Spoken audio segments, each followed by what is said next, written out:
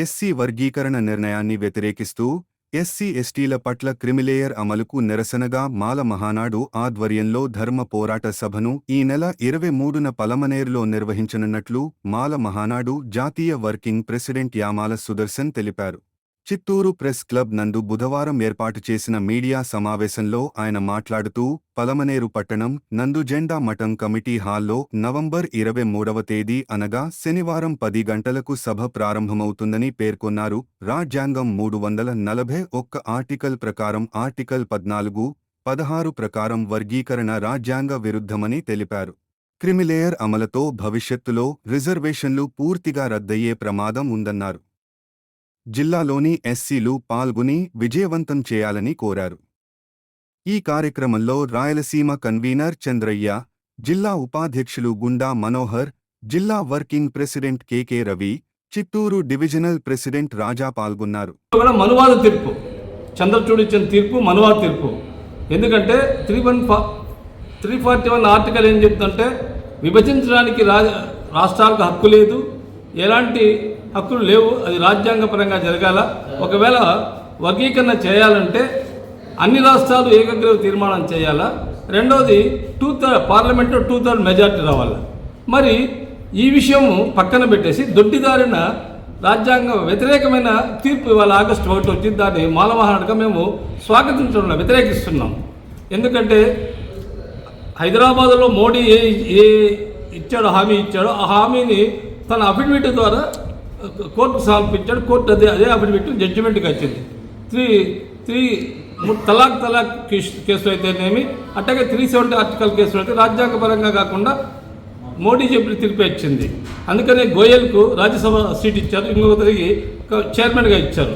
అంటే ఇక్కడ రాజ్యాంగం గొప్పదా సుప్రీంకోర్టు గొప్పదని ఆలోచించినప్పుడు రాజ్యాంగమే గొప్పది.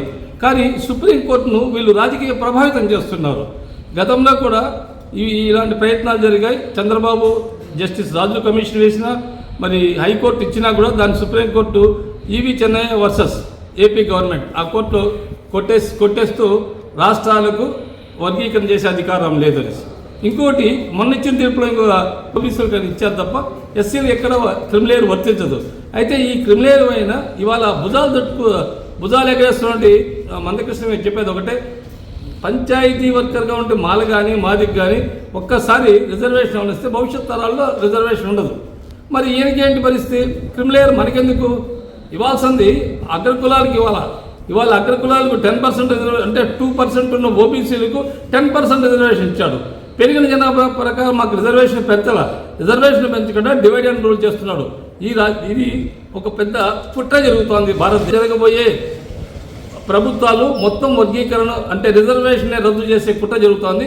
దాన్ని అన్ని ప్రజాస్వామిక వాదులు వ్యతిరేకించాలి. ప్రధానంగా మాయావతి మాదిగ, అట్లాగే చంద్రశేఖర్ ఆజాద్ మాదిగ ఎంపీ, వీళ్ళు ఖచ్చితంగా వ్యతిరేకిస్తున్నారు. అలాగే చిరాగ్ పాశ్వాన్ కూడా, అట్లాగే రామదాస్ అత్వాల్ కూడా వ్యతిరేకించారు.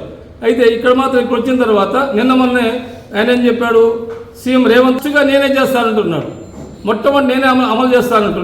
దాదాపు 4 లక్షలు ఉన్నారు, అట్లాగే ఇంకో చోట 2 లక్షలు ఉన్నారు, 3 లక్షలు ఉన్నారు. అక్కడ మాదిగలు తక్కువ ఉన్నారు. ఏ బేస్ పైన చేస్తారు?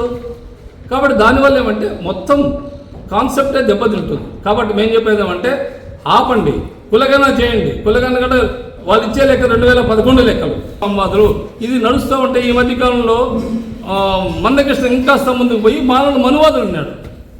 మాలలు మనువాదుల మానవవాదులు తేల్చాల్సింది ఇవాళ ప్రజలు. గతం రాజ్యాంగ వ్యతిరేకమైన సుప్రీంకోర్టు తీర్పు మేము వ్యతిరేకిస్తున్నాము. ఏ ప్రభుత్వం కూడా వర్గీకరణ చేయరాదు, చేస్తే అది రాజ్యాంగ విరుద్ధం. కాబట్టి వర్గీకరణ ఆపుదల చేయాలా.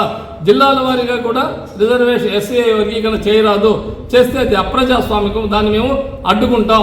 ఏకసభ్య కమిషన్ ఇచ్చారు, కమిషన్ కూడా స్టేట్లో తిరగనివ్వము. అది మా ఉద్దేశం. 3వ తేదీ వర్గీకరణ వ్యతిరేక సభ జరుపుతున్నాము. ఆ సభ కూడా జిల్లాలో అన్ని ప్రాంతాల నుంచి రావాల్సిందిగా కోరుతున్నాం.